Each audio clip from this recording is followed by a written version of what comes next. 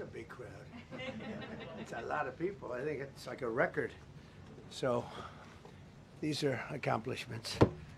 We have a lot of accomplishments. And as you know, this is the anniversary, first anniversary, January 20th. And it's been an amazing period of time. We have a book that I'm not going to read to you, but these are the accomplishments of what we've produced. All page after page after page, individual things. I could stand here and read it for a week and we wouldn't be finished.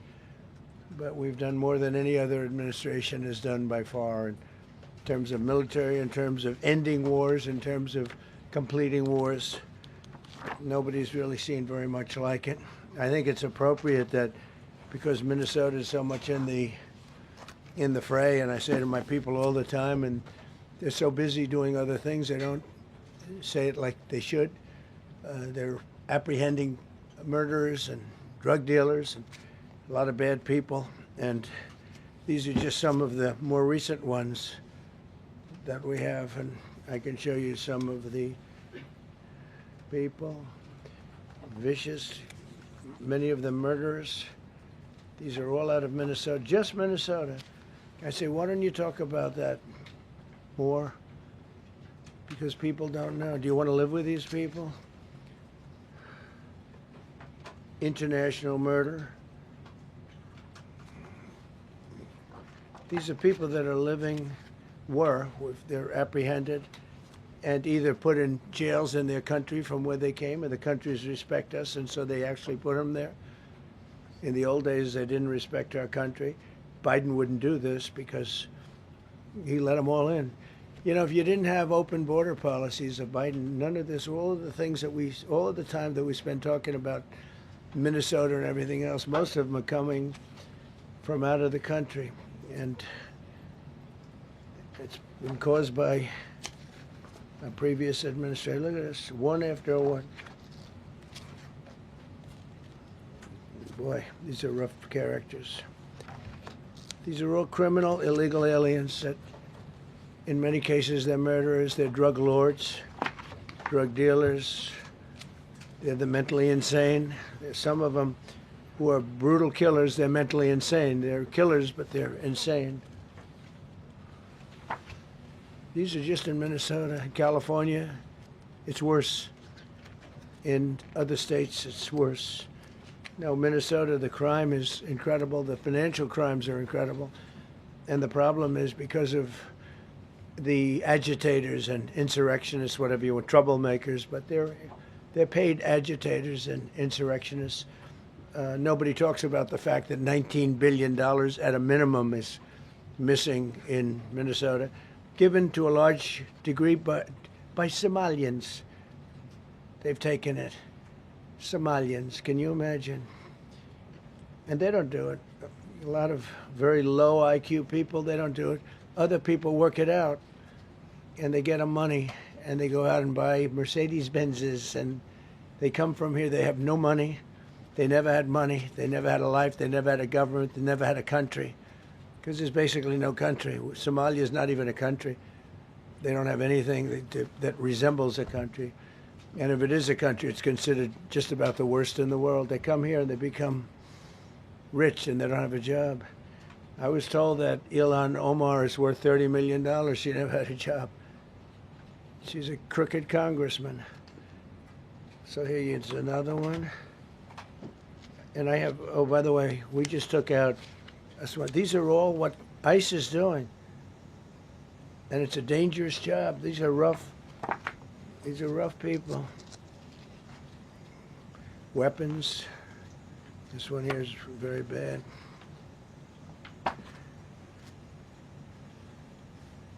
I'm going through this because I think we have plenty of time. I'm going to beautiful place in Switzerland where we'll be, I'm sure I'm very happily awaited for. In Switzerland, they don't know about this. They don't have this problem. They have other problems, but they don't have this problem. Look, killed somebody. Look, and these are rough people. These are not, this was all allowed into our country through open borders, the dumbest policies. You know, men and women's sports is dumb. But to me, having an open border for the world to come in, drug dealers and prisoners. Venezuela, as an example, opened their prisons into the United States. That's why one of the reasons I felt so strongly against Venezuela. Now I'm loving Venezuela. They've been working with us so well. It's been so nice. And an unbelievably nice woman also did a very incredible thing, as you know, a few days ago. We're talking to her, and maybe we can get her involved in some way. I'd love to be able to do that. Maria, maybe we can do that. But we're dealing with the people and the president and all of the people in Venezuela, and we've been doing great. The oil companies are getting ready to make massive investments there. They have more oil than even Saudi Arabia.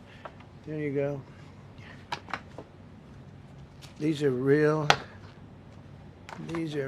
ones. This is all Minnesota, every one of them. This is one state out of many. And these people are, let's see, yeah, these are all, so far, people that came from outside of the country. They were allowed in by Sleepy Joe Biden, Crooked Joe Biden, whichever you like. You can call him whatever you like. They're both right. He's sleepy and he's crooked. He was the worst president we've ever had. And we've had some bad ones, too. I can tell you, all you have to do is look at trade.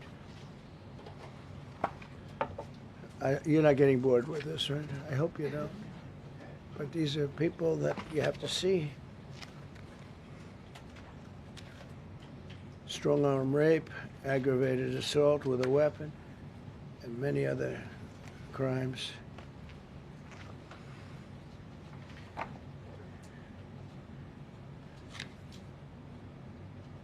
Gang member, known as one of the toughest people around. These are tough people.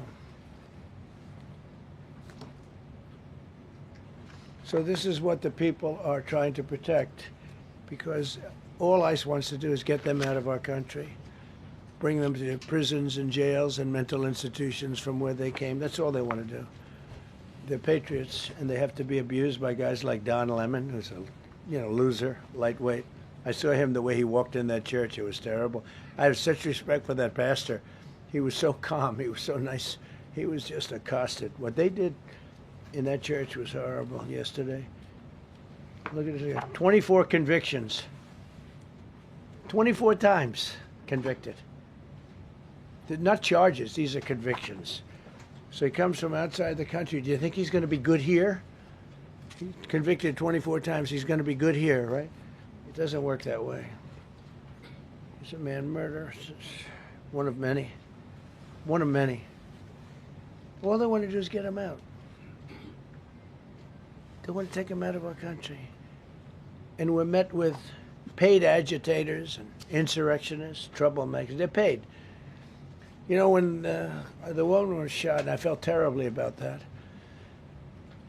And I understand both sides of it. But when she was shot, there was another woman that was screaming shame, shame, shame, shame, right? You saw it. So loud. She was like a professional opera singer. She was so loud and so professional. She wasn't a woman that was hurt, like, oh, my heart's injured. She was a professional. She's shame, shame. She's screaming shame, shame. I said, that's not a normal person. That's a professional. These are professional agitators and professional people that want to see our country do badly. But that's not happening because we have the hottest country anywhere in the world, despite this stuff. Look at this. All top of the line criminals. They're not going to be good. They're not going to be well behaved here. I could do thousands. We had over 3,000 in the last fairly short while. Just in Minnesota. What's the number, Carol? 10,000. 10,000 criminals arrested in Minnesota alone. 10,000 criminals. And these are serious criminals. Now, how can a place with 10,000 criminals, how can you have a state? And yet they're fighting us. I like that guy. Keeps nodding to me. You agree with me, I guess. I like him. I don't know who he is, but I like him. He keeps nodding. He says, you're right. He's obviously a little on the right side, maybe. Look. These are rough ones. So this, we just took this off a stack. We have many stacks like this. Like, I could go 30 times what I'm showing you now.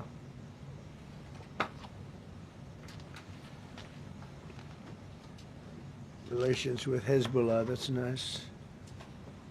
Why do we allow them in our country? I'm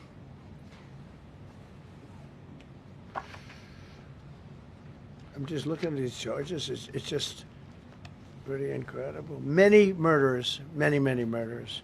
People that murdered.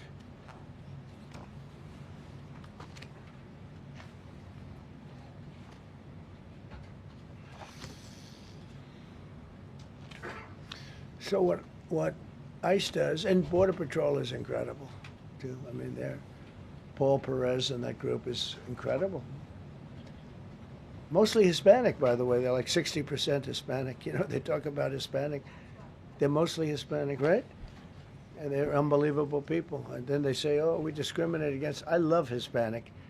They are unbelievable. Entrepreneurial. They have everything. I did great. I did the highest. Nobody ever got numbers like I got from the standpoint of being a Republican. But even if you look at Texas, I won the entire border along Texas, between Texas and Mexico. It never happened before. Nobody's ever done that before. I did it. As a Republican, I did it. I love the Hispanic. And they accuse us of all sorts of things. 60% of the people we're talking about, they're the best people we have, and they're Hispanic. The Border Patrol is largely Hispanic. ICE is largely Hispanic. They're unbelievable people. I don't know how they can take the abuse. They're taking rough people like this, like all of them. We have 10,000 at least. I could have done 10,000 of them. You're lucky I only did like 100. And this isn't even the worst of the group. They have murderers. They have some people we can't use their picture for legal reasons, but they're up for murder in their own country. And we jeopardize their case. When we send them back and we coordinate with other countries. A tremendous amount of work. All allowed in here by an open border policy of the worst president in the history of our country. A man that didn't win the election, by the way. It was a rigged election. Everybody knows that now. And by the way, numbers are coming out that show it even more plainly. We caught him. So I just want you to know that it's a terrible thing. Here's the book on accomplishments. And this is something, I'm glad my finger wasn't in that sucker. That could have done some damage, but you know what? I wouldn't have shown the pain. I would have gone back. What, did you hear that? That was nasty. But I would not have shown the pain. I would have acted like nothing happened as my finger fell off. That was nasty. I think somebody did that. It was him. It was my man. How were you? You didn't do it. I know you did. I know you didn't. So, but here's the book. These are all things we have. I'm going to read a few of the samples, but look at this. These are all, each line is something that we did. Nobody did that before. And it's big stuff, too. Look, we have the hottest country in the world.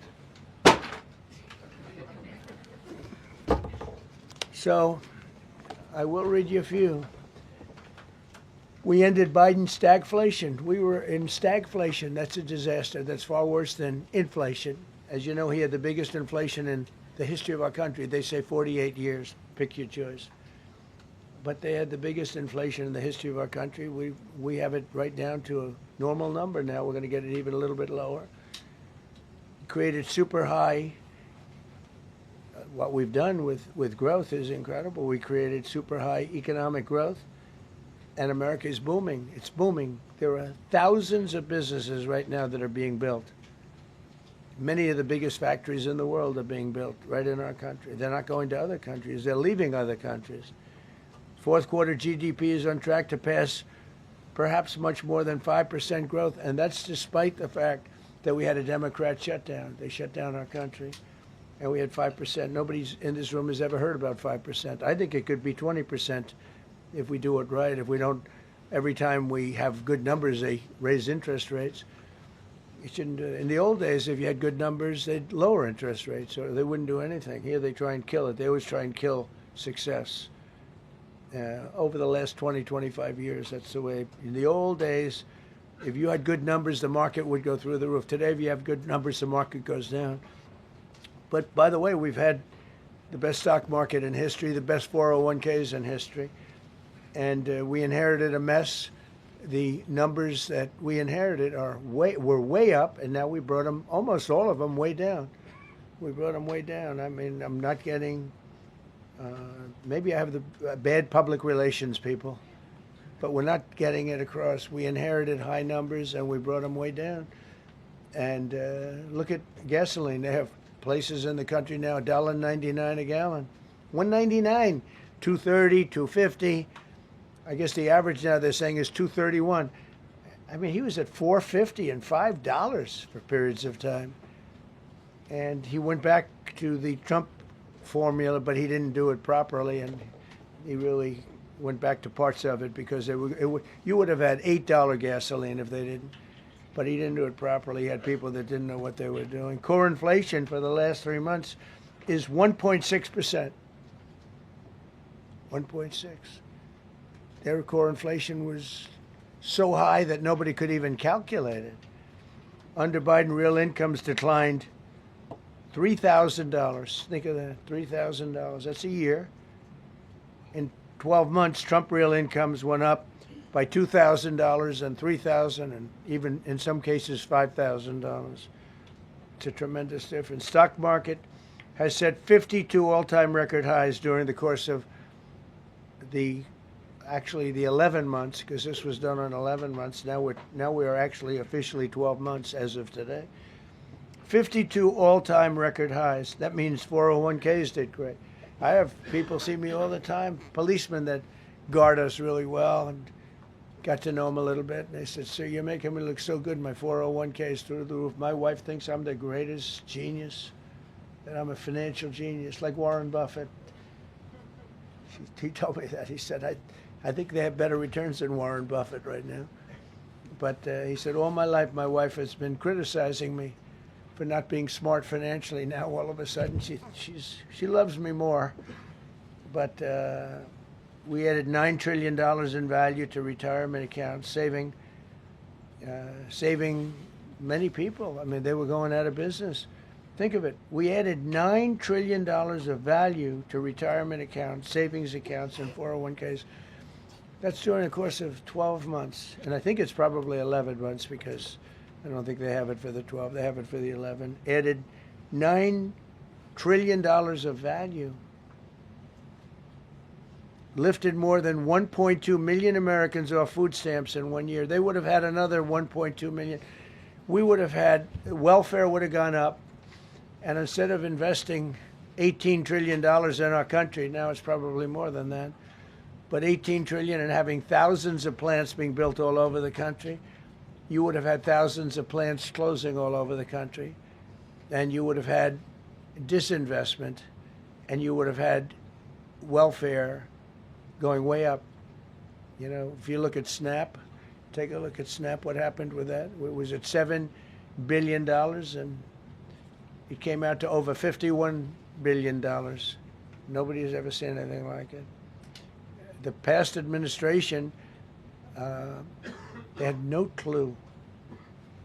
Or they were really bad, but they basically had no clue. But they did have a concept. I mean, they're still trying to sell the idea of men playing in women's sports. You saw that in the Supreme Court. I mean, some of those justices were fighting for them, too. They were fighting for them. But you saw that just the other day in the Supreme Court. Men playing in women's sports doesn't work. Secured a record-breaking $18 trillion in commitments for new investments. Apple, NVIDIA, SoftBank, Oracle, TSMC, Johnson & Johnson, Eli Lilly and Company, Micron, AstraZeneca, General Motors, Hyundai, Ford, Honda, GE Aerospace, many, many others. I left a Ford plant a week ago in Michigan that they were going to close 2 years ago, and now they just announced that they're going 24 hours around the clock making cars. Tariffs did it. I don't know what the Supreme Court's going to do. I think to me it reads so plainly. Couldn't be plainer.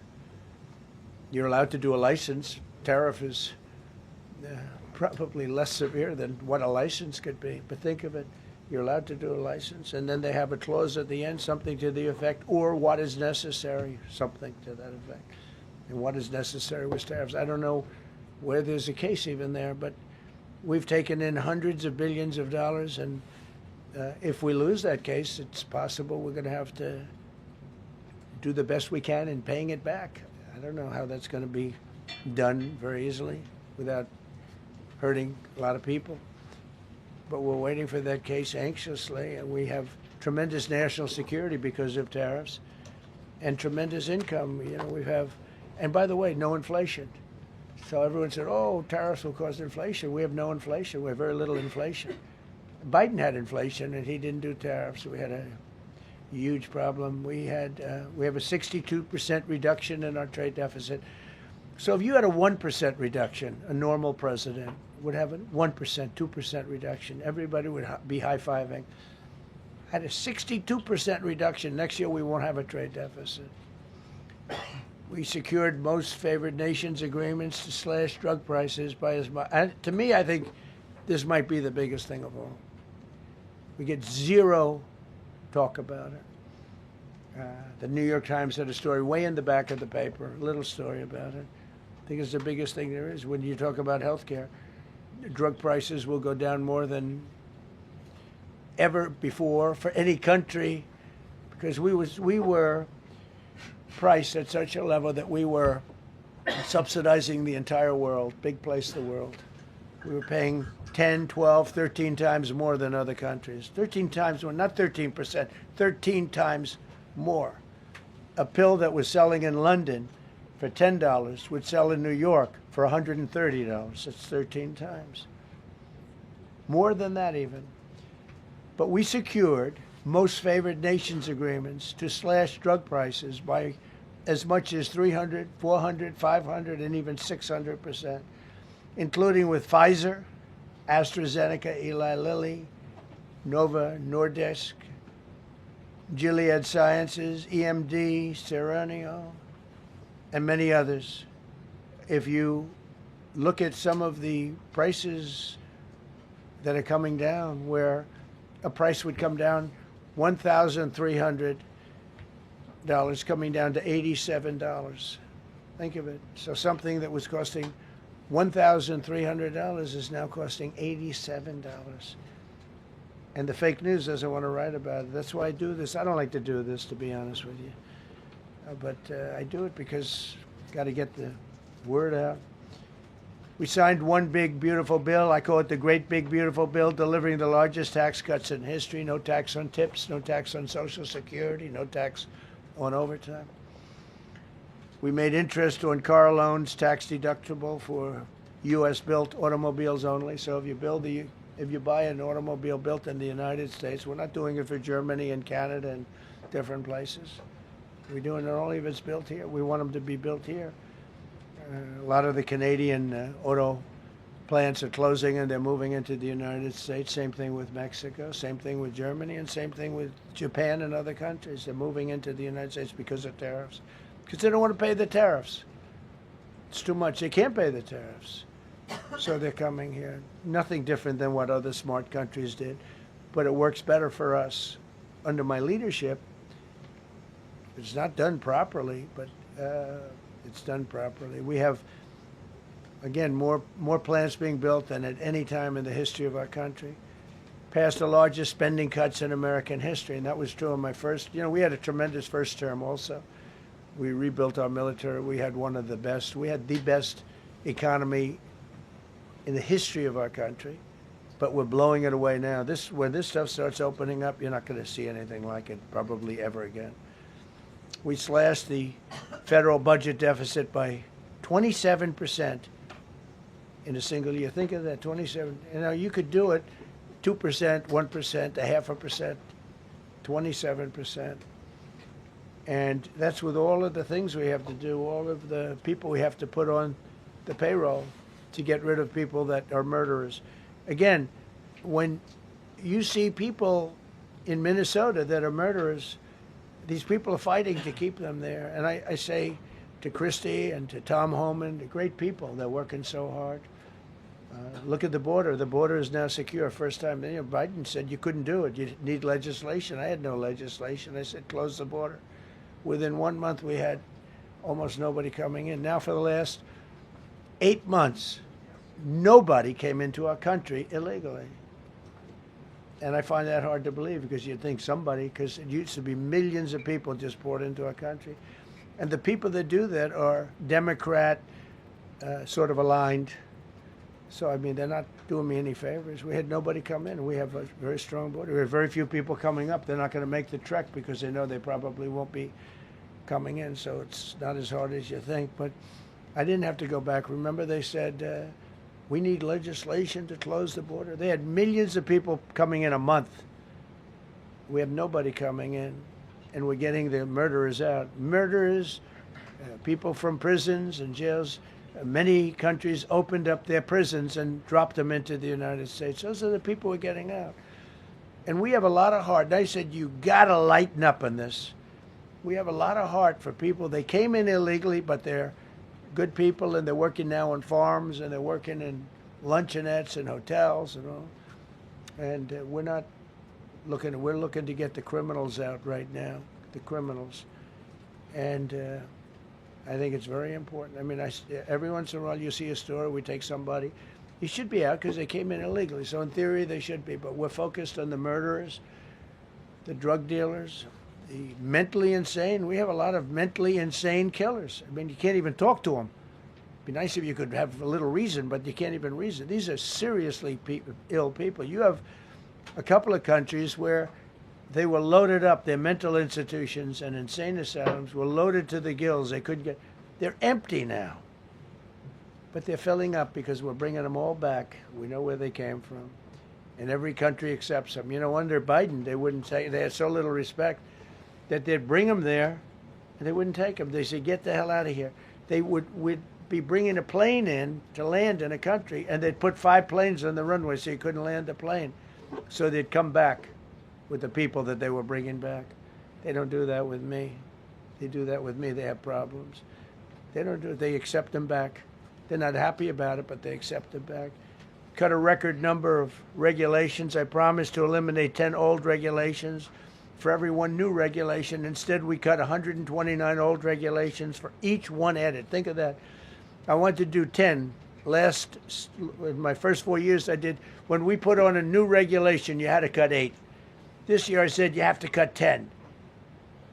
Instead, we cut 129. So every time, so far, can't remain like that, I don't imagine. I hope I can, because we have so much wasted regulation, stupid regulations. Regulations where they go by California, which is a disaster state, with a governor that truly is doing a bad job. He's killing that state. If he ever ran the country, this country would be Venezuela. Very quickly. Using tariffs slashed the U.S. trade deficit by an incredible 77%. The trade deficit is down, and that doesn't include the last month where we had our best month. We slashed the trade deficit by an incredible 77% in 1 year with no inflation, something that everyone said could not be done. So we had essentially no inflation. In fact, the last month we had almost no inflation. But we slashed the trade deficit by 77%. If you slashed it by 1%, that was good. Again, we did that with tariffs and intelligence. We did that with November 5th, great election. We secured historic trade deals to reduce barriers on U.S. exports with countries covering 40% of all U.S. trade. Think of that. American exports are up by more than $150 billion this year. People said, oh, we're not exporting. All we do is buy. If you keep buying, you're not going to have a country for very long. So we increased exports by more than $150 billion. Investment in American factories is up 41%. That's a record. Nobody goes 41% up. You go 2% up, 1% up. You go down by 3%. If Kamala got elected, the 41% up would be 41% down. We removed over 270,000 bureaucrats from the federal payroll. That's another thing. So we have, we announce our unemployment numbers, call it unemployment or employment. And they were very good, but we could make them great. But we've slashed tremendous numbers of people off the federal payroll. Because ultimately, if you're on the federal payroll, I mean, we have jobs where they had 10 people for every job. So we cut. Now, if you want to see some good numbers, I'll hire 1 million people. We cut millions of people off the federal payroll. I don't like doing that, but the good news, I don't feel badly because they're getting private sector jobs and they're getting sometimes twice as much money, 3 times as much money. They're getting factory jobs. They're getting much better jobs and much higher pay. But all I have to do is say, like, what the Democrats do all the time. They hire 1 million people, and then they hire another million.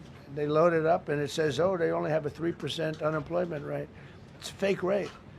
So with us, we're proud of the fact that we cut so many because, again, I don't want to cut people. But when you cut them and they go out and get a better job, I like to cut them. And sometimes they have to be forced to do that because, it's like they want to stay where they are. They don't know. And then all of a sudden they end up, we have many cases, Caroline, where people were devastated. They hated Trump. I got caught from my very boring federal job where they had, again, sometimes 10 people to do one job. And they were very upset. And now they ended up with a job where they get paid 3 times more money. They're ending up buying houses. It's like crazy. So they went from not liking me to liking me a lot because it's hard to get. We need people. We need people. It's one of the reasons. I mean, when you have good people on the farm or good people in hotels and everything else, we want to work with them as much as we can. Under Biden, 1 out of 4 jobs added was a government job. Think of that. So 25% of the jobs added. That's when you know that, that's 25% of the jobs aren't real jobs. But again, I could do that. I could add 2 million jobs right now, would have an unemployed. I could say, just hire some more people. I do the opposite. I say, get rid of everybody that's unnecessary because that's the way you make America great again. When you have, all these jobs where people are sitting around doing nothing and they get a lot of money by the government, it's no good. But that's what the Democrats do. They show, we were at 4% unemployment. That's a good number. But they just add jobs, or they wouldn't cut. They would never cut jobs. Under Trump, 100% of all new jobs created have been in the private sector. Think of that. Not 1% has gone to federal. So under Biden, 1 out of 4 was a government job. Under Trump, 100% of the new jobs created, 100% came from the private sector. That's how you make your country wealthy and strong and good. We inherited the worst border in history and turned it into the strongest border in history. Illegal crossings have plummeted to the lowest level ever recorded, down 99.999%. That means down 100%.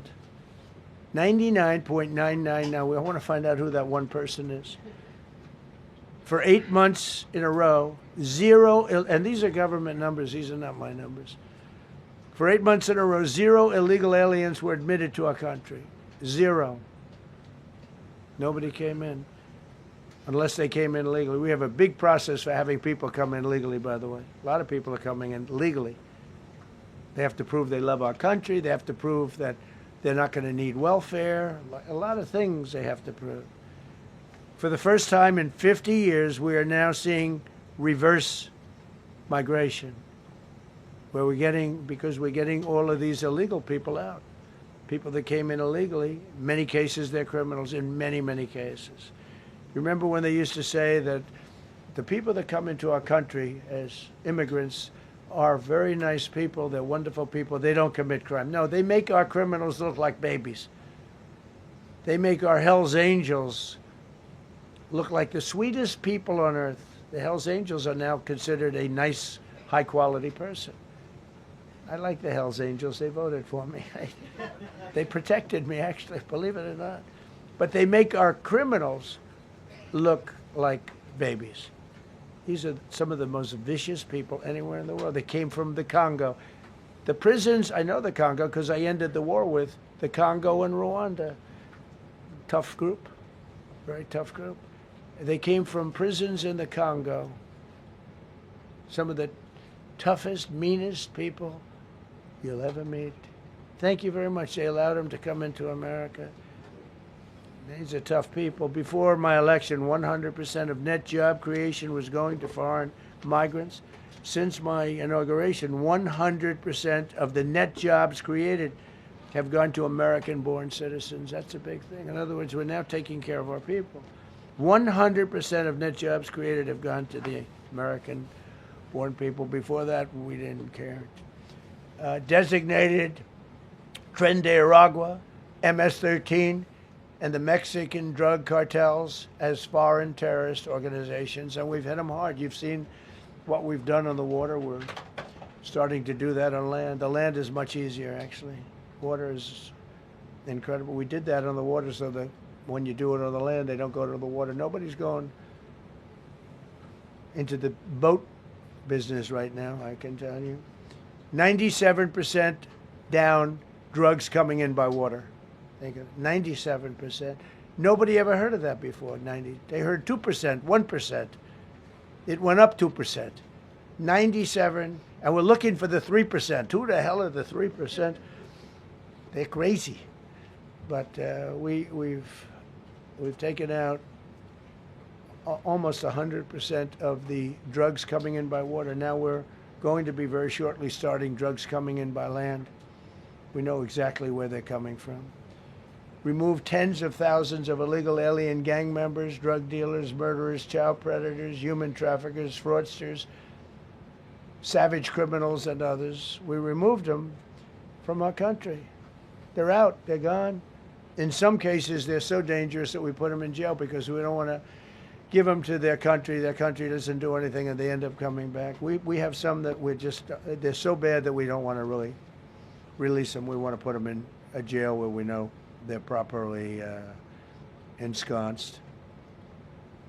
Think of that. Remove tens of thousands of illegal alien gang members, drug dealers, murderers, child predators, human traffickers, fraudsters, and savage criminals. Why wouldn't you want them removed? The reason is because these are insurrectionists that are doing this work. And, you know, they're going to make mistakes sometimes. ICE is going to be too rough with somebody, or, you know, they're dealing with rough people. They're going to make a mistake sometimes. It can happen. We feel terribly. I felt horribly when I was told that the young woman who was had the tragedy. It's a tragedy. It's a horrible thing. Everybody would say, ICE would say the same thing. But when I learned her parents and her father in particular I hope he still is, but I don't know, was a tremendous Trump fan. He was all for Trump, loved Trump. And, you know, it's terrible. I was told that by a lot of people. They said, oh, he loves you. He was I hope he still feels that way. I don't know. It's a hard situation. But her father was a tremendous, and parents were tremendous Trump fans. It's so sad. It just happens. It's terrible. Halted all refugee admissions to the United States, including from Somalia, which is a terrible, terrible place, and other dangerous places. And we also stopped the pirates because they get the same treatment as the drug boats. So in Somalia, the Somalians, you know what they're good at? That's about the only thing they're good at is they're good at pirating ships at sea, big ships. So you have a huge oil tanker with millions of gallons, millions of barrels of oil. And if it gets hit by a big weapon, the whole thing blows up. And they don't want to fight, because if they do, they're told by their insurance companies, do not hand over the ship. And they're not allowed to have any guns on the ship. They're literally, you have these massive ships being taken over by a Somalian small boat with a big weapon. Because if they hit the side of the ship can blow up. I mean, you talk about a blow up. Bad. We've seen some bad things happen. And the insurance companies, some of these ships cost more than $1 billion to build. And the insurance companies say, look, we'd rather give them money than take a chance on $1 billion insurance policy. But they don't have to worry about it because we hit them the same way we hit the people with the drugs in their boat. They don't know what the hell happened. But all of a sudden, there are no pirates at sea. Do you notice? We haven't had a boat taken in a little while. Came out of Somalia, really corrupt place. It's not a country. They don't have government. They don't have anything. I always hate to see this. Ilan Omar, she comes from Somalia, a backward country, probably the worst country. They say it's the worst country in the world, if it's a country. I don't even think it's a country. There's no organization, no anything. They don't have police. They don't have military. They don't have anything. They just have people running around killing each other and trying to pirate ships. But she'll come here, comes, and then she wants to tell us how to run our country. The Constitution says that I am entitled to this. I can't stand her.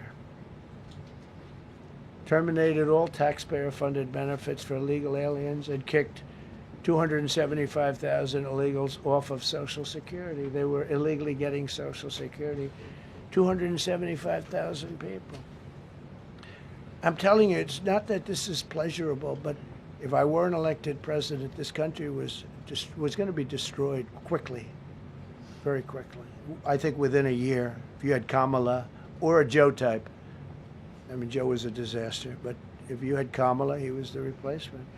I was up by like 25 points on Joe, and they said, hey, let's get somebody else. This never happened. Well, I had so many firsts.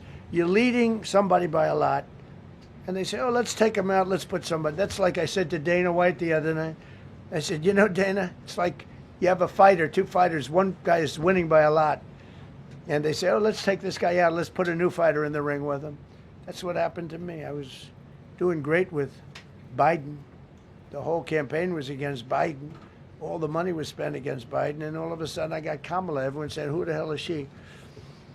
But that didn't work out too well for them, but never happened before. We are about lots of firsts. Designated English as the official language of the United States of America. We did that very powerfully. And while we're at it, we also took the Gulf of Mexico, and now it's the Gulf of America. Because we have 92% of the shoreline. It always bothered me. I'd say, you know, we have most of the shoreline. Mexico has a small percentage, talks about 8%. We have 92%. And I said, why is it the Gulf of Mexico? It should be the Gulf of America. I was going to call it the Gulf of Trump, but I thought that I would be killed if I did that. I wanted to do it. I wanted to. My people worked so hard. Sir, I don't think it'll look too good. I'm telling you, it's a good thing. And it'll be hotter than ever, I said. No, but I decided not to do that. I'm joking, you know, when I say that. I was not going to call it the Gulf of Trump. Because tomorrow it'll be, Trump wanted to call it the Gulf of Trump, but he was rebuffed by his people. My people don't rebuff me too much. The Gulf of Trump, that does have a good ring, though. Maybe we could do that. It's not too late. No, we have the Gulf of America now. It's great. Our country is proud for the attack on Venezuela, the attack on the Iran nuclear capability, wiped it out. I mean, first administration, Soleimani, the father of the roadside bomb, al-Baghdadi, the father of ISIS, who was rebuilding ISIS. We wiped them out. Done a great job. Signed an order that will end birthright citizenship for children of illegal migrants. You know, that case is in court right now. That case was meant for the children of slaves. All you have to do is look at the years. Look at the years where the cases were filed and where the decisions were made. They were right at the end of the Civil War. They're trying to say that, you know, China's making a big business out of that. They come to the country, they have a child, the American citizen, they get all the benefits. It had nothing to do with that. That was for the children of slaves. And I hope the Supreme Court so rules. designated fentanyl as a weapon of mass destruction. It is. We lost, I believe, 300,000 people this year. 300,000 people. That's like filling up one of those big football stadiums 5 times. It's not even believable. I mean, you could be in a war and you wouldn't lose that many people. So we designated fentanyl a weapon of mass destruction.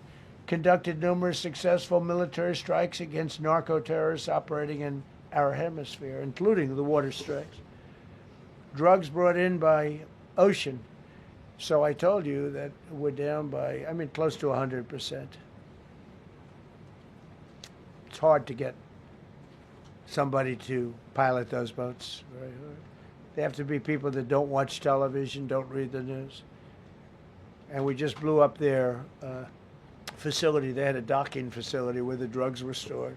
And now we have a great relationship with Venezuela. We're getting along fantastically with the leadership in Venezuela, so we wouldn't have to do that. This was done before the attack. But we captured and brought to justice the outlaw dictator of Venezuela, Nicolas Maduro, who, through drugs, killed millions of people in our country. Tremendous drug dealer. Also sent millions of people into our country, including Tren de Aragua, the worst gang. They say it's the worst gang in the world. They took over parts of Colorado. They just take the apartment building. They just took it away. Just took it away like we're here. They cut the hand off one man because he called the police. Who called the police? I did. You took my apartment from me. Boom. No hand. This is what they sent us. Restoring law and order, new category. D.C. and Memphis, federal task forces deployed massive numbers of federal law enforcement officers and National Guard to restore safety. Crime down in D.C. is almost down to nothing. D.C. was a very, very dangerous place, and I think you probably know better than I do. I have a lot of people in the media thanked me for that, but some of them found it hard to thank me. But, D.C. is now, look how beautiful. D.C. is now, you can walk right from here to a restaurant, right through the center of town. You can be with your child, with your loved one, with your lover. Your lover's not going to be killed anymore, so you can act like a real lover. But you can walk right through the middle of the town, and D.C. is beautiful again, too, You notice we took all the fences down, almost all, the rest are coming down. We got the graffiti all off. National Guard's been amazing. We didn't tell them to do that. That's not their job description. But they were picking up garbage and everything. They were great. And I don't know, to me, a town, it looks better when you have military people. These are big, strong guys, are bad guys. Look at them and they say, we're not going to mess around. But what they don't know is that we took over 2,000 people permanently out of D.C. These were career criminals. But I feel much better seeing those people there. I went in a couple of times and had dinner in D.C. I walked right down the middle of the street. I felt very safe. A year ago, I couldn't have done that. I would have been crazy to have done that. Secret Service wouldn't let me do it. They weren't thrilled anyway, I will tell you. It wasn't like they were thrilled, but we did it, and it was great. But D.C. is a great thing. We have virtually no crime in D.C. anymore. And before we did this move, we could do the same thing with Chicago. We brought Chicago down 25%, even though we just had a minimal crew there. We brought Wisconsin down. We brought Minnesota down, way down, even though everything's a fight, because they want to keep those people that are lying on the floor. They want to keep those people in Minnesota, but they really don't. I don't think the real people of Minnesota, it's a very corrupt place, and the elections are totally corrupt. I feel I won it all 3 times. Nobody's won that state since Richard Nixon. It's a rigged state. And the Somalians vote as one group, even if they're not citizens, and they vote as one group, and you get 600,000 votes against you. They all ought to get the hell out of here. They're bad for our country. Nationwide achieved the largest reduction in violent crime on record. So this just came out. Nationwide, over the last 11 months, achieved the largest reduction in violent crime on record, including the largest one-year drop in murders ever recorded almost 2,000 lives were saved. That's despite the fact that we took in criminals under the leadership of the Democrats and Joe Biden. More motor vehicle theft is down by 100,000 vehicles nationwide. That's another. Nationwide, the motor vehicle theft was out of control, and now it's very much in control. It was down by more than 100,000 vehicles to a record low.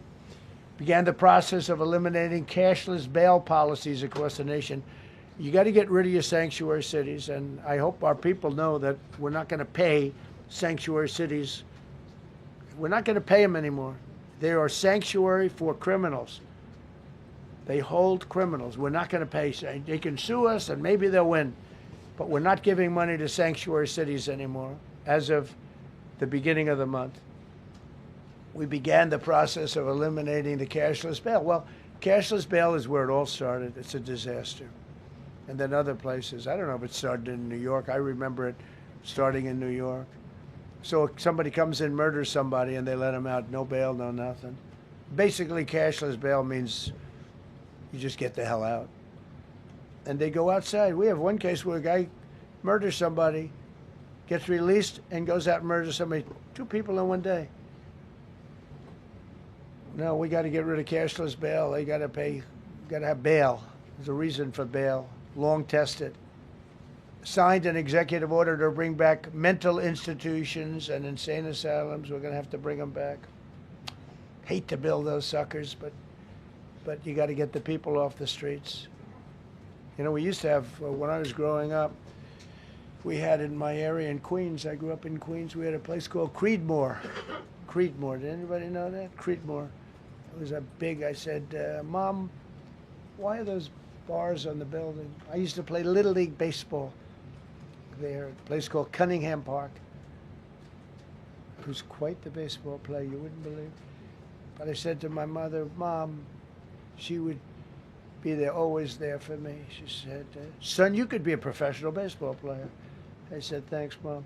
I said, why are those bars on the windows? Big building, big, powerful building. It loomed over the park, actually. She said, well, people that are very sick are in that building. I said, boy, I used to always look at that building and I'd see this big building, big, tall building. It loomed over the park. It was sort of, now that I think, it was a pretty unfriendly sight. But I'll never forget, I don't know if it's still there, because they got rid of most of them, you know, the Democrats in New York, they took them down, and the people live on the streets now. That's why you have a lot of the people in California and other places, they live in the streets. They took the mental institutions down. They're expensive. But I'd say, why does that building have those bars? Boy, it wasn't normal. You know, you're used to looking at like a window. But this one, you look at it, all this steel, vicious steel, tiny windows, bars all over the place. Nobody was getting out. It's called a mental institution. That was an insane asylum. Designated Antifa as a domestic terrorist organization, and many others. It is. America is respected again on the world stage. That's another topic. Obliterated Iran's nuclear enrichment capability, and Operation Midnight Hammer was one of the most successful anyone's ever seen. CNN fake news. I don't know where they are. CNN. Anybody from CNN here? Fake news. Nobody wants to raise their hand anymore. They used to, oh, yeah. Now if you're with CNN, you don't raise your hand. But they said, well, maybe it wasn't that successful, which I really was angry because these pilots took their life in their hands.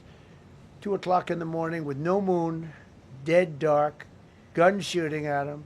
They went in with those beautiful B-2s, and every single bomb went down an air shaft and obliterated it. And CNN came out and said, well, maybe it wasn't, by a scam writer who wrote, you know, fake stories, a lot of fake stories on other topics, right? Because when we did it, we said, that's a terrible thing. You know, the pilots came back and they said, we hit everything. They did a great job. Then on top of that, we launched from a submarine about 30 Tomahawks on top of everything else. The place was obliterated. CNN said, well, maybe it wasn't that bad. Turned out it was worse than it was. You know who could tell you that? The Iranians would tell you that. Because if they do anything, they're going to have to start a brand new place. But they did an amazing job. That was like what we did with Venezuela. I mean, nobody's ever seen a military operation like that. Ended 8 unendable wars in 10 months. These were unendable wars. Cambodia and Thailand fighting for years. Kosovo and Serbia. The Congo and Rwanda. Pakistan and India, they were really going at it. 8 planes shot down. They were going to go nuclear, in my opinion. The Prime Minister of Pakistan was here, and he said President Trump saved 10 million people and maybe much more than that. They're both nuclear countries. Israel and Iran. Egypt and Ethiopia were going to fight over a dam, and I got them to stop. I still got to work it out, because they put a dam up in Ethiopia that stops the flow from a little river called the Nile. I always think of the Nile being in Egypt, you know, beautiful Nile with the pyramids, but they put a dam up. You know who paid for the dam? The United States of America. It's the biggest dam, I think, in the world. They put a dam up. I said, how did you let that happen?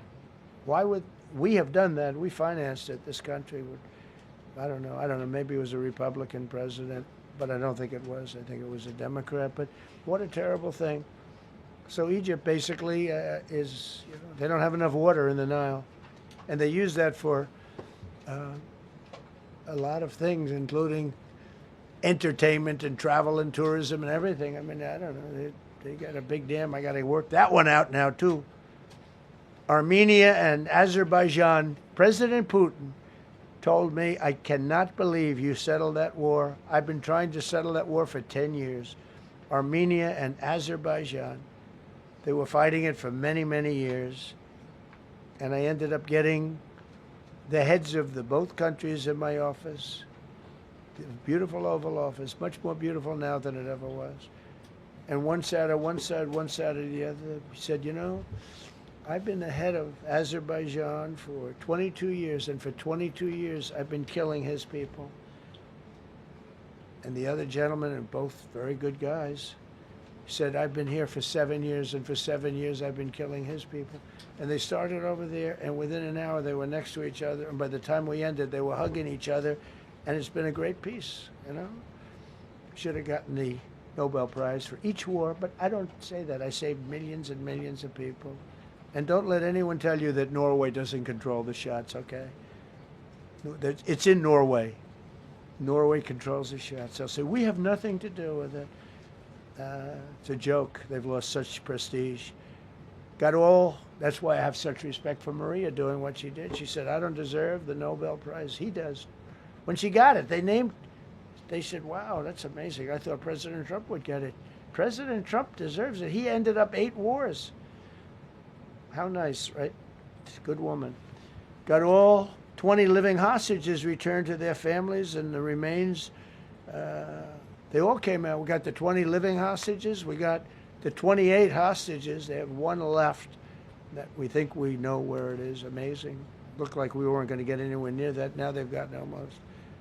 And more importantly, we got many more, hundreds. We got them all. If we didn't do it, you wouldn't have had, most of those people would have been dead. I don't know if that's covered properly, but you know, the 20 is great. They were the last ones. I always said the last 20 are going to be hard, but we got them. We got the last 20, and we got close to 28 of the bodies of the dead. And to those parents, that was just as important as getting their son back alive. They were almost even more intent on they knew their son was dead. They wanted to get the body. I got him back. We just created the Board of Peace, which I think is going to be amazing. I wish the United Nations could do more. I wish we didn't need a Board of Peace, but the United Nations, and you know, with all the wars I settled, the United Nations never helped me on one war. I mean, I guess I'm not blaming them. I didn't call them to help, but I got, you know, the presidents and prime ministers together. We knocked heads. We got along, and they liked me. I liked them. Every single one of them nominated me for a Nobel Prize. Every one of the wars, among many other people. nominated me for a Nobel Prize. But Putin told me, I cannot believe you got this war settled. I've worked on it for 10 years because it's his territory. Rescued 83 American hostages and citizens detained from abroad without paying a lot of money. Paid no money. Apprehended terrorists responsible for the Abbey Gate bombing that claimed the lives of 13 U.S. service members in Afghanistan, the lowest point in the history of our country. That was a Biden disaster. I was getting out, but I was getting out with dignity and strength. We were the boss. Oh, we were the boss. They wouldn't do a thing against us. And this very stupid person got in, and what a shame. They should have left from Bagram, which is the big military base, which has hundreds of acres around it. Should have left from Bagram. Terminated visas of Hamas sympathizers and deported pro-jihad foreign nationals. Got NATO members to agree to raise defense spending to 5% of GDP from 2%, and they pay the 5%, and they didn't pay the 2%. And by the way, I did more for NATO than any other person alive or dead. Nobody's done for NATO. And I think for the most part, they'll tell you that. I think you could ask the Secretary General about that, but he said it a lot. I've done more for NATO than anybody, and I see all this stuff, but NATO has to treat us fairly, too. The big fear I have with NATO is we spend tremendous amounts of money with NATO, and I know we'll come to their rescue, but I just really do question whether or not they'll come to ours. You know, I'm just asking. Just saying, right? You remember during the debate? Just saying. Signed $1 trillion investment in U.S. military. And next year, we hopefully will go to a $1.5 trillion. We're building battleships that are 100 times more powerful than the battleships of World War II, which are the big, beautiful, those big, beautiful things with the guns. I said, what about bringing them out of dry dock? They said, sir, what we're building will blow them away. Think of it. These ships are 100 times more powerful than the battleships that you see on Victory at Sea. Do you ever see Victory at Sea? What a great thing that is to watch. Renamed the Department of Defense into the Department of War, which everyone loves, by the way. Signed landmark critical minerals deals with Australia, Malaysia, Thailand, Ukraine, Japan, and many others. We're going to have so much rare earth. It's actually not that rare. Getting it processed is rare, but there's a lot of rare earth. There's a lot of earth around, I can tell you. Withdrew from the corrupt World Health Organization, where we were paying hundreds of millions of dollars a year. So we were paying $500 million a year, and China was paying $37 million a year. I said, why aren't we paying the same as China? They said, well, nobody asked.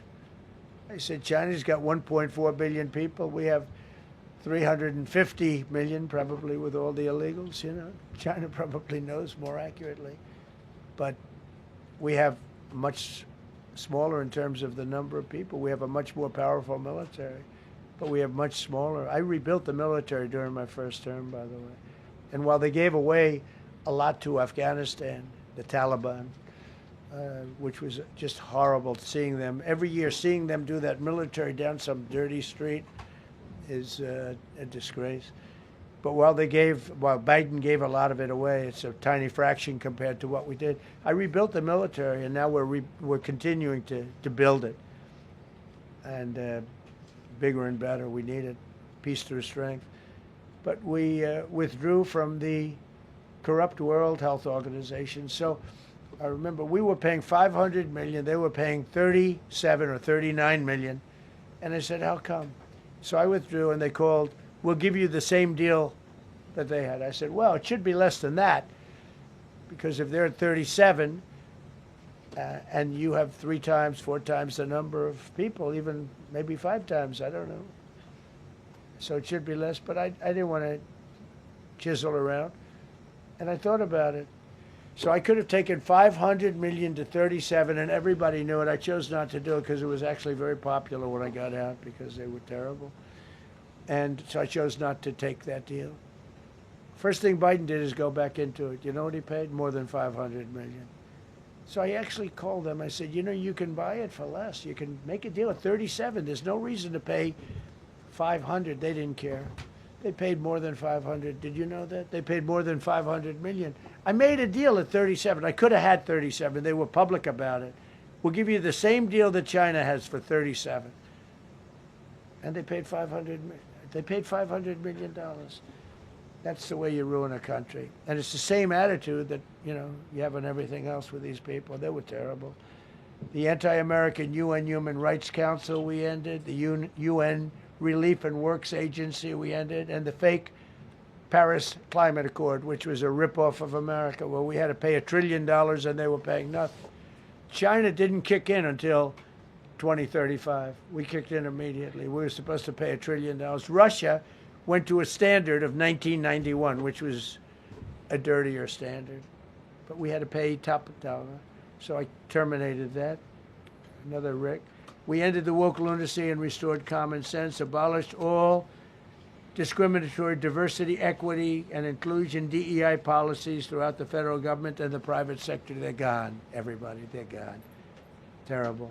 Terminated the Green New Scam and ended the insane electric vehicle mandate. I love electric vehicles. That caused me a little problem with a man named Elon. But he understands, and he's a good guy.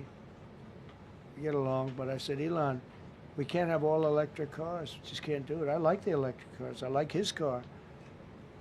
But in particular, I like his car.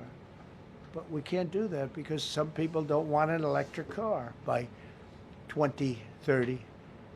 And to build the power stations all over the country would have cost $4 trillion. $4 trillion. That's more than any country has.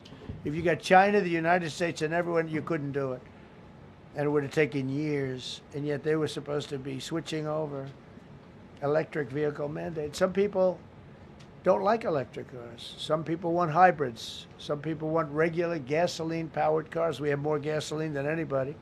And now with Venezuela, we have 62% of the market when you include Venezuela. So I ended the Green New Scam, and I ended the insane electric vehicle mandate. Now you can buy a gasoline-powered car, a hybrid, and you can buy a electric vehicle. I mean, if you think, if you want electric, you can buy it. Make a good deal on them right now because they made a lot of them.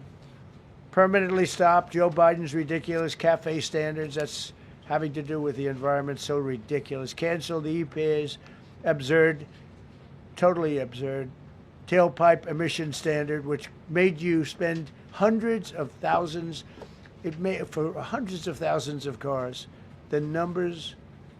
The cost numbers were incredible that the consumer has to pay. Imposed 25% tariff on all foreign automobiles and 100% tariff on Chinese cars, which don't come into the country because of tariffs. Only because of tariffs. We didn't have tariffs, you wouldn't have any car. We have now more car factories being built in the United States than ever before because of tariffs.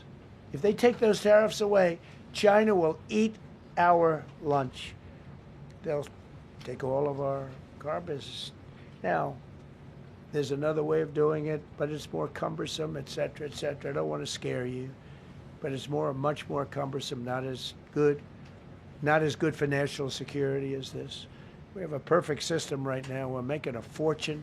We've never been stronger, and I hope the Supreme Court does the right thing for our country, because if they don't, it's such a problem. It's just so, it would be so sad. We're doing so well because of tariffs. And the people that are heading up the lawsuit, like this guy named Leonard Leo, who's bad guy, and people that are very China-oriented and foreign car-oriented and foreign business-oriented, but in particular China, they're suing to get rid of tariffs because they don't want tariffs, like Coke. Coke has businesses outside of the United States. If you have them outside, you don't want tariffs. But because of tariffs, they treat us well. Without tariffs, they would treat us very badly. As you saw for many years, they respect us more now than they ever have respected us, by a lot. And revoked the California emissions waiver to stop San Francisco communists from regulating the automobile industry and destroying automobiles and the industry in the nation. I was with Bill Ford of Ford Motors. I was with all the people at General Motors the other day, and they are making more money and building more cars than they've ever. They are doing so good, all because of tariffs and what I've done. And they're building their plants all in the United States. Reopened Anwar for drilling. That's a big deal. Launched a massive Alaskan pipeline project to export natural gas to Asia.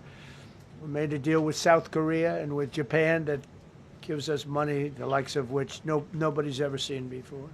Signed executive orders to end Biden's war on coal and put, I say, clean, beautiful coal. I never say the word coal. It has to be preceded by the words clean, beautiful coal. And put minors back to work. The minors love Trump. I think I got 100% of their vote. We banned transgenders from the military. We don't want transgender in the military. Ordered reinstatement of patriots expelled from our military with full back pay. So we had some people that were terminated, and they're coming back into our military. Fired the woke boards of visitors at our military service academies. The boards of visitors were run by radical left, maybe communists, maybe not, but they were still heavily radical left, and they were bad for us. Signed an executive order to remove anti-American propaganda from federal museums and national parks. Required the federal employees to return to work in person or be fired. We don't want them sitting in their home or in their bed working. We want them in an office that we're paying for in Washington, D.C., or wherever it may be. And we've largely taken care of that mess. That was crazy. I guarantee you they're out on the ball fields. I guarantee you they're out playing golf. And you can't run a country or a company that way. I think it's happening even so with countries and companies. But we had so many of our federal workers that wouldn't come into work. Signed an order banning all government censorship and restoring free speech. Made it the official policy of the United States government that there are only two genders. This was not a tough one. Two genders. Can anybody guess what they are? Male and female. I think the Democrats know that too, but they refuse to admit it. Banned the use of puberty blockers, hormone injections, and other chemical and surgical mutilation of children. Can you imagine saying this 15 years ago? That we banned the use of puberty blockers, hormone injections, and other chemical and surgical mutilation of our children. You know, when I say it, I say, do I have to say that? I actually asked my people today, yes, sir, because people, that's where the country went. Banned men from playing in women's sports. Big Supreme Court case on that. I mean, I can't believe it. Some of the justices were fighting hard for men to be able to play in women's sports, a couple of them. I can't imagine it, but I think anybody that rules that way should lose a lot of credibility. But we banned men from playing in women's sports. All you have to do is look at the records. Look at weightlifting records. Look at swimming records. Look at track and field. It's not fair. It's very demeaning to women. Banned transgender ideology and critical race theory from our schools. Secured unprecedented settlements with Brown University, Columbia University, and many other colleges, including the University of Pennsylvania, where I went, the great old Wharton School of Finance, to restore fairness and merit. We're working with Harvard right now. They've been very anti-Semitic. Terrible what they've done. And we'll see what happens. I hear we have a deal, but who the hell knows with them? They have a lawyer that wants to show how hot he is. Ended taxpayer-funded student loan forgiveness for radical left and anti-American activists. Can you believe it? Began the process of abolishing the Federal Department of Education and returning education back to the states. And Linda McMahon is doing a fantastic job.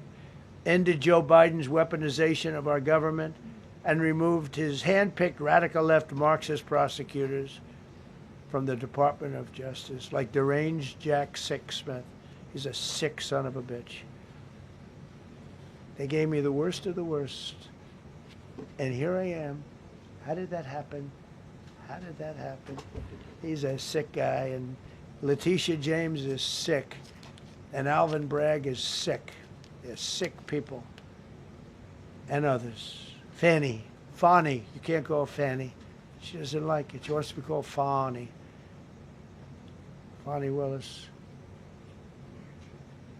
I won. Can you imagine putting somebody through that? And then if I suggest that somebody may be guilty of a terrible crime, oh, he's weaponizing government. Trump is weaponizing government. It's terrible. Can you imagine? They say to me about weaponize, I don't weaponize anything. But what they did to me, nobody ever went through what I went through. And here I am in a place called the White House. It's a beautiful place. Who would have thought, right? Signed legislation to cut all taxpayer funding to woke and biased NPR and PBS. And they're sort of gone now, I guess. I heard they're closed up. They were terrible. They were so unfair. They were so terrible. Officially reinstated Columbus Day. I like the name Columbus Day. The Italian people are very happy about it. Remember, when you go to the voting booths, I reinstated Columbus Day. That was an easy one. Christopher Columbus. Cut Social Security wait times by 50%, serve 65% more Social Security recipients by phone, and are on track to doubling the service and performance compared to the Biden administration. We're 2.5 to 3 times better and faster. Slash VA claims backlog to the lowest number ever recorded. Created Trump accounts starting with $1,000 for every newborn baby. This is something that's become so popular. And I give Mr. and Mrs. Michael Dell Computer, who put in $6.25 billion, started with nothing. And he actually invested all that money to give to kids so that when they grow up, they have an account that might be worth a lot of money. It'll be riding with the markets. And, you know, they can, at 20 years old, 21 years old, they could have $100,000. They could have a lot of money. That's going to be amazing. But I give a lot of credit to Mr. and Mrs. Michael Dell. Signed AI executive order to ensure the United States dominates the future of artificial intelligence. So we're leading China. We're leading the whole world. We're producing more electricity than we ever have because I'm allowing every one of those plants to build their own electric facility. We're giving them very, very fast approvals, unlike Los Angeles with a fire. So the federal government, I want to give a lot of credit to Lee Zeldin. The hardest approval for the 20,000 houses or more that burned down in Los Angeles because they didn't have the water. They didn't allow the water to come down from the Pacific Northwest. They routed the water into the Pacific Ocean. So we had no water there. No, he had. I would say open up the water. Open it up to the governor, to the mayor. They didn't want to do it. They wanted to protect a tiny little fish that's, you know, I said, how can you have a fish when you don't have any water? It was just an excuse, I guess. But it's amazing. We took 20,000 houses, and Lee Zeldin, the toughest permit is from the federal government. Within 2 weeks, every single permit was given to the people to build their houses. Then you have the incompetent mayor of Los Angeles. He's neutral, who decided to go to Africa during the fire. So you have this incompetent mayor, and I had it out with her the night when I got right after the fire. I went there. She said, we're working on it so that we can have everybody starting to build within 2 or 3 years. Remember that? I said, you mean 2 or 3 days? No, I mean 2 or 3 years. And the place went crazy.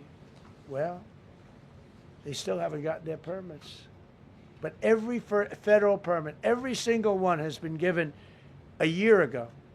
And Lee Zeldin has done a great job. And he's done a great job in the approval of all these big plants and factories and all of the electricity that they're creating for themselves. I said to Zuckerberg, I said to all of them, I said to Jeff Bezos, I said to everybody. Mark Zuckerberg couldn't believe it. He said, you know, where are we going to get all the electricity? Because you need double the electricity that the country currently makes just to fire up those big plants. I said, well, nobody can do that. So what we're going to do is let you make your own electricity. Nobody believed it. And I said, we're going to get you fast permits. So we get them within 2 weeks. and they're coming up with some of the most incredible electric plants you've ever seen. So each one of those massive buildings, AI or otherwise, is building their own electricity. They're building their own plant, and it's incredible. Many of them are under construction already. They're going to have, we're leading AI, and we're leading China by a lot. Established a MAHA presidential commission, banned many artificial food dyes, as you know, issued new vaccine recommendations, and created new real food pyramid. And Bobby and Dr. Oz have been incredible. Provided $12 billion in aid for American farmers. Just gave them $12 billion in aid because they got screwed by other nations. And the number of drug dealers have fallen every single month since I took office. Drug dealers are way down in the United States. And that's a small version of what's sitting right there. That's just a small version. We took a country that was dead, and it's the hottest country in the world right now, and that's after 1 year. So let's go.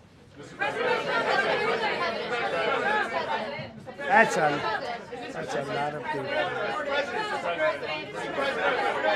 Go ahead, please. Yeah, go ahead. Thank you so much, Mr. President. I have two questions for you. One, do you want your Board of Peace to replace the UN? Well, it might. I mean, the UN just hasn't been very helpful. I'm a big fan of the UN potential, but it has never lived up to its potential. The UN should have settled every one of the wars that I settled. I never went to them. I never even thought to go to them. They should be able to settle those wars. They don't. I believe you got to let the UN continue because the potential is so great. And I wonder, Mr. President, you invited Lula from Brazil to be part of the Board of Peace. I did. What role do you I did. expect him to play, especially A big role. I like him. Venezuela? Yeah, and I like another one, because the Are you from Brazil? Yes. The EU and Mercosur just signed a trade agreement this weekend, which is going to be the biggest trade zone, free zone in the world. Right. At the moment, you are talking a lot about tariffs. What is your reaction to that? So, two questions, Lula. Well, look, I just think this. I think we have trade like we've never had before. We're doing better in trade than we ever have before. We're not being ripped off by every country in the world like we were before. We're doing numbers that nobody's ever thought possible. We're the richest we ever were. It's because of tariffs and the proper use of tariffs. And we're also the most secure. As an example, Iceland, without tariffs, they wouldn't even be talking to us about it. So we'll see what happens. I think it's going to work out quite well. Yeah, right behind. Thank you, Mr. President. How would you characterize your relationship with Emmanuel Macron and Keir Starmer right now? And have you spoken to them since your Truth Social post last No, I night? haven't, but I think I get along very well with them. I mean, they always treat me well. They get a little bit rough when they're, when I'm not around. But when I'm around, they treat me very nicely. And, I like both of them. They're both liberal. They've got to straighten out their countries. You can't, London is having a lot of problems. And if you look at Paris, got a lot of problems. They have two problems, immigration and energy. They got to stop with the windmills, and they got to go back like UK has an unbelievable asset called the North Sea. Norway uses it, makes a fortune. They have a better section of it, and they don't do it. They could straighten out their countries, and it would be good. But I get along very well with them. You told Norway's prime minister. Are you from Norway? No. You look like you would be from Norway. She looks like she's from Norway. Go ahead. You told Norway's prime minister that you not winning the Nobel Peace Prize made you feel less obligated to think purely of peace. Well, I lost a lot of respect for Norway. And I believe very strongly that Norway controls the Nobel Prize. But you have to understand, I settled 8 wars. I've had every one of those wars, every participant wrote, I didn't ask them to do it. They sent in strong they make recommendations for that. But I settled 8 wars. No president's probably ever settled 1 war. I don't know, think of it. I did 8. The reason I do it is because it's easy for me to do. And I didn't do it for a Nobel Prize. I did it because I'm saving a lot of lives. I'm trying to settle the final one. I'm trying to do Russia-Ukraine. And when Russia's ready, Ukraine's not. When Ukraine's ready, Russia's not. But they're losing 25,000 people a month on average. and I'm trying to get that one done. But no, I feel that Norway has tremendous control over who gets the Nobel Prize, despite what they say. How far are you willing to go to acquire Greenland? You'll find out. Mr. President, Kevin Hassett has said that those $2,000 tariff rebate checks would be up to Congress to decide whether or not to disperse that. Do you agree with Kevin Hassett on that, or do you think you can do that unilaterally? No, I don't think we would have to go the Congress route, but we'll find out. The reason we're even talking about it is that we have so much money coming in from tariffs that we'll be able to issue at least a $2,000 dividend and also pay down debt for the country. But we'd do a $2,000 dividend to the people of our country. Would probably set a limit of, income limit where it made sense. But we will be able to make a very substantial dividend to the people of our country. I believe we can do that without Congress. Last night on Truth Social, you said that the British plan to hand the base of Diego Garcia over to Mauritius and then rent it back was an act of great stupidity. Previously, you backed that deal. Is it now your position that the deal should not go ahead? I think that they, when they originally were going to do it, they were talking about doing some concept of ownership. But now they're looking to essentially just do a lease and sell it. And I'm against that. It's a reasonably nothing like Greenland, but it's a reasonably important area of the globe. Not to anywhere near Greenland, but I think they should keep it. I don't know why they're doing it. Do they need money? Mr. President, with your support to the Syrian government, most probably you avoided another civil war and a bloodshed in Syria, especially after the fall of the regime. I did a good job. And, the Syrian government, the last 2 weeks, had to use some force to implement its force on specific areas. And well, with to keep the prisoners, the terrorist prisoners, which are some of the worst in the world, at bay. So they were able to keep that. He's working very hard. The president of Syria is working very, very hard. Strong guy, tough guy, pretty rough resume. But you're not going to put a choir boy in there and get the job done. I spoke with him yesterday because we were talking about the prisons and what was going on. We have some of the worst terrorists in the world in those prisons, and he's watching them. Serious. Mr. Go ahead. President, Gavin Newsom is going to be at Davos if he's not already there. You're probably going to run into him. I presume that this is for him to raise his platform for 2028. But what do you anticipate his foreign policy platform is going to be? I don't know. I mean, I don't know that he's going to be the nominee. I know this. I had a very good relationship with Gavin Newsom when we were, in office together. I was president. He was the governor of California. We had he would talk about it often, and somewhere we just went astray. I just hate the way California is being run. We actually have people leaving. It's never happened before, but I hate the way it's being run. He and I had a very good relationship, really close to the word exceptional, but now we seem not to. Thank you, President Trump. President Trump, you spoke earlier. Mr. President, you've been hearing from allies. Thank you. No. Thank you so much, President Trump. Kara Castanova from Lindell TV. And you spoke earlier about the 2020 election. Now that Maduro is in U.S. custody and he was criminally charged, has any more information emerged that you could share with us regarding Venezuelan election software and Venezuelan ties to tampering with the 2020 election? And would you consider speaking to Maduro personally in prison in New York to get some answers on Venezuela's involvement with the 2020 election? No, I don't think I would be doing that. I think my lawyers would be very unhappy if I did that. Yeah, they've learned some things. Please. What happens to the tariff threat to Greenland if the Supreme Court comes out and rules against you on the tariffs? And well, I'll have to use something else. I mean, are look. you willing to use force? Take a look at the word license. Take a look at other things. I mean, we have other alternatives. But what we're doing now is the best, the strongest, the fastest, the easiest, the least complicated. Sir, if you move ahead with the Greenland-related tariffs on Europe, you secured almost $1 trillion of commitments from them to invest in the United States. Does that go put out the window if that happens? I doubt it. Look, they need that agreement very badly with us. They really do. They fought very hard to get it.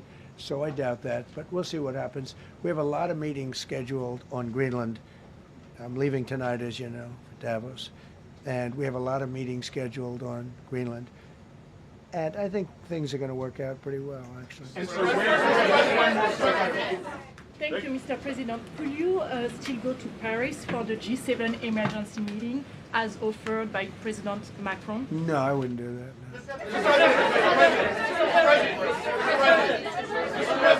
No. Because, you know, Emmanuel's not going to be there very long. And, you know, there's no longevity there. He's a friend of mine. He's a nice guy. I like Macron. But he's not going to be there very much longer, as you know. And I think, you know, I have meetings with the people that are directly involved, not some of the people you're talking about.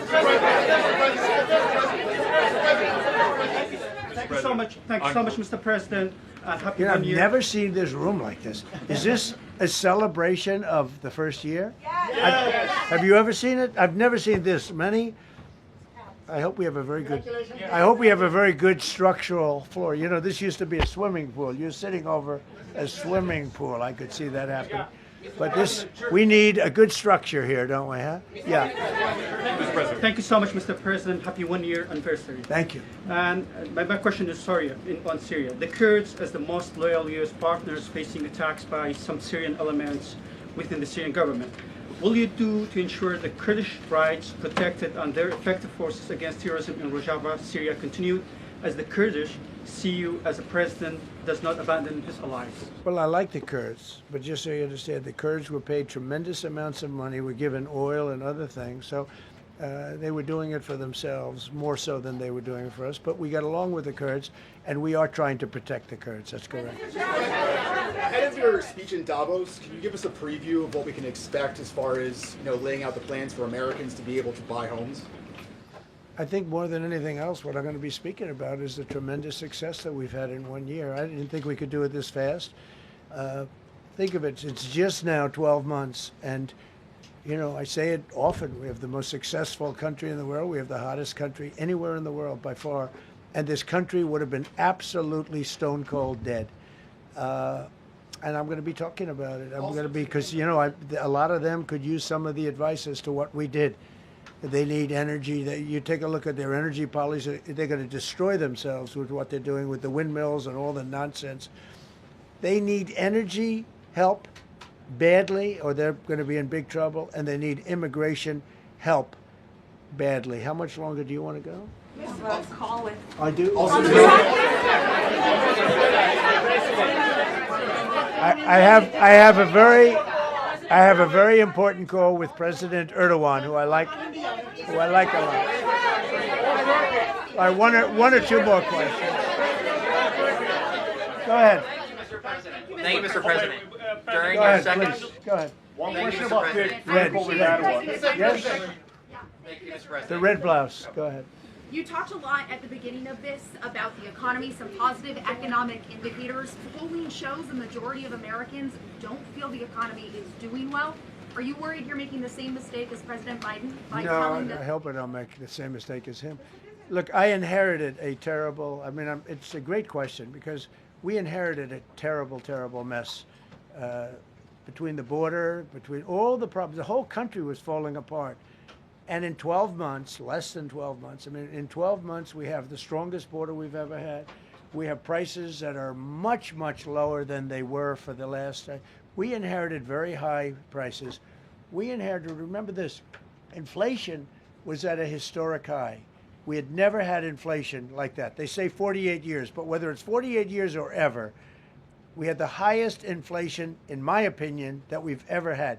Prices, because of that, were very high. I inherited, we brought down eggs immediately. Remember the first news conference, they were screaming at me about eggs. I was in the position for 2 days, and we brought eggs down to lower than what they were before. And by the way, they continue that way. We brought the prices down from when I came into office and from what Biden had, way down. We're going to bring them down further. But the job we did is a miracle. One of the reasons I'm doing this today is to explain. We inherited a mess, and we've made it a beautiful, beautiful picture. Think of gasoline at $1.99 in many states. $1.99 a gallon. It was $4.50, $5. In some cases, $6 or $7. We're at $1.99. And energy is so big that with energy, everything else comes down. But the prices are coming way down. And we're going to bring them down further. But we started up here with these guys. We inherited a country that was broken. We inherited a country, and I have a very warm spot. We've done very well with Venezuela. And by the way, that even in itself is going to help us bring down the oil prices. I mean, the Venezuelan oil, we've taken 50 million gallons of oil. We've taken 50 million barrels of oil out of Venezuela in the first 4 days. We've got millions of barrels of oil left. We're selling it on the open market. We're bringing down oil prices incredibly. And when they come down, and they've already come down, again, $1.99 a gallon for oil. Nobody thought they'd ever see it. All right, one or two more. Go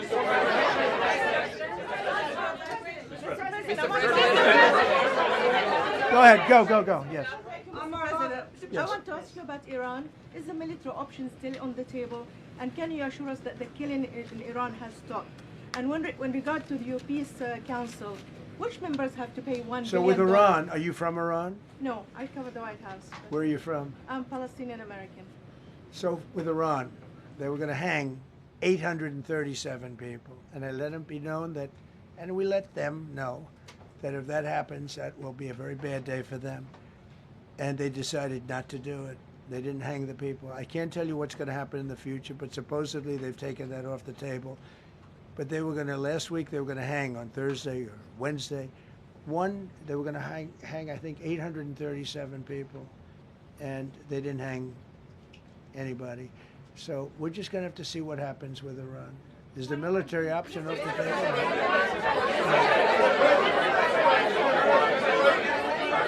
Go ahead.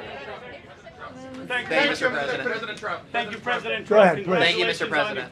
Go ahead, I'll take your question. Okay, thank you, President. Go ahead, right here. Thank you, Mr. President. You promised during your second inaugural to always put America first. I'm curious, how would you winning the Nobel Peace Prize improve the lives of average, everyday Americans? Why is this prize so important?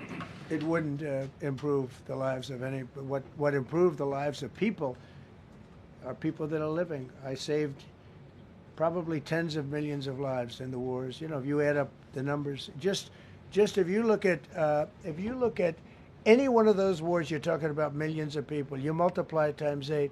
But when you look at India and Pakistan, that could have been 10, 15, 20 million people. Could have been more than that. So I saved millions of people. So that to me is the big thing. What?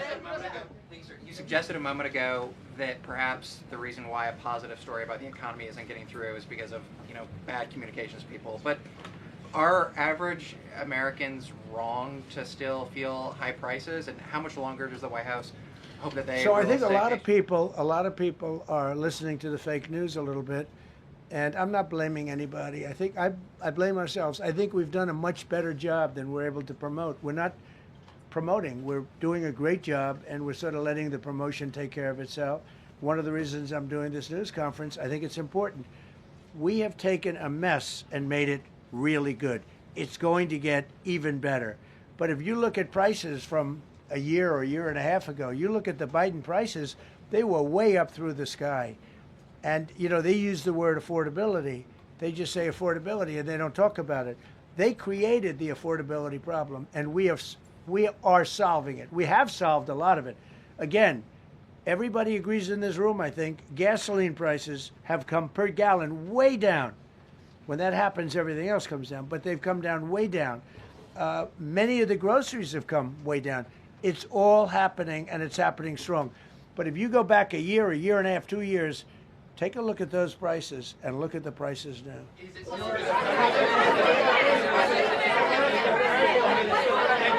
Mr. President of Venezuela, you made a condition. Where are you from? I'm from Spain. Nice place. Thank you. You made a condition that the political prisoners should be freed. It seems that they are not being as fast as they promised in the beginning. Would that be an issue for the current government? They've agreed that they're going to let, I guess, most of them out. Or depends on what they did. But they have released a lot of released a lot of political prisoners in Venezuela. Mr. President, earlier on last year, you had indicated that you wanted to take back the Panama Canal. I know we've heard a lot about Greenland. Is that still on the table? I don't want to tell you that. Sort of. I must say, sort of. That's sort of. Okay, one more. Yes, blonde, blue. Yes, go ahead, ma'am. Go ahead with the blue, holding the computer. If a consequence of your determination to take control of Greenland is the ultimate breakup of the NATO alliance, is that a price you're willing to pay? You mean the breakup of it's very interesting. The NATO alliance. So I think something's going to happen that's going to be very good for everybody. Nobody's done more for NATO than I have, as I said before, in every way. Getting them to go up to 5% of GDP was something that nobody thought was possible, and pay. At 2%, they weren't paying. At 5%, they are paying. And they're buying a lot of things from us, and they're giving them, I guess, to Ukraine. That's up to them, but they're giving them to whoever they're giving them to, but they're buying a lot. I think that we will work something out where NATO is going to be very happy and where we're going to be very happy. But we need it for security purposes. We need it for national security and even world security. It's very important. How about it? Thank you very much. First of all, last year you told me that you believe that the reason you won an election is because God put you in this place so that you could save the world. Looking back 1 year, do you feel like God is proud of the effort that you've put in? I do, actually. I think God is very proud of the job I've done. And that includes for religion. You know, we're protecting a lot of people that are being killed. Christians, and Jewish people, and lots of people are being protected by me that wouldn't be protected by another type of president. No, I think a lot of people are very proud of the job we've done. We've had an amazing year. This has been one of the greatest years. Even some people that wouldn't necessarily love me instinctively, they're saying this was an incredible year. We've had an incredible year economically. Look at our border. Our border was a disaster. People poured. It was an invasion into our country of a lot of very bad people. Good people too, but a lot of very bad people from prisons and drug dealers and gangs and horrible people, murderers, thousands and thousands of murderers allowed into our country. And we now have the strongest border of any country. There's probably not a country, I guess North Korea has a pretty strong border, by the way, but there's not a country in the world that has a border like we do. And we took it from the worst border. We had the worst border in the world. Now we have one of the strongest borders in the world. One more question. You said you're confident something's going to get worked out in Greenland, but Greenlanders have made it clear they don't want to be part of the U.S. Well, what gives the U.S. the right to take away that self-determination? When I speak to them, I'm sure they'll be thrilled. Mr. President, are you committed to keeping the U.S. in NATO? I've had such a good relationship. I've made it so much better, so much stronger. It's so good now. NATO is so much stronger now. I don't agree with a lot of the things they've done, but that was done before I got there. I think NATO's been good. Sometimes it's overrated, sometimes it's not. But we have a strong NATO. When I came here, we had a weak NATO. We had a NATO at 2%, and they weren't paying. You had a nothing NATO. NATO's, whether you like it or not, it's only as good as we are. If NATO doesn't have us, NATO is not very strong.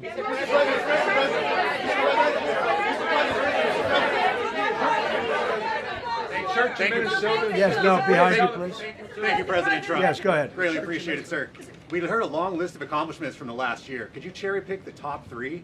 And then looking forward, what are your three most important priorities in 2026? So I think the building of a really powerful military has been a great achievement, and that would include the Venezuela thing, that would include the attack on Iran and the wiping out of the nuclear threat. I think that's been really amazing what we've done militarily. I think what we've done in business has been incredible. We have $18 trillion coming in. Plants are being built all over. Thousands of plants are being built all over the country. 18 trillion is a record. No country has ever come anywhere even close to that. I think that's a record.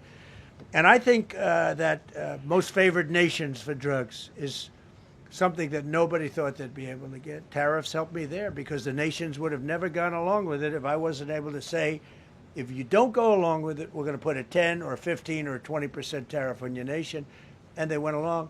And our drug prices are going to come down at numbers never even seen before, never even thought possible before. So those would be three things. Thank you. Thank you all very much. Thank you. Thank you very much. How much did you pay for Greenland, sir?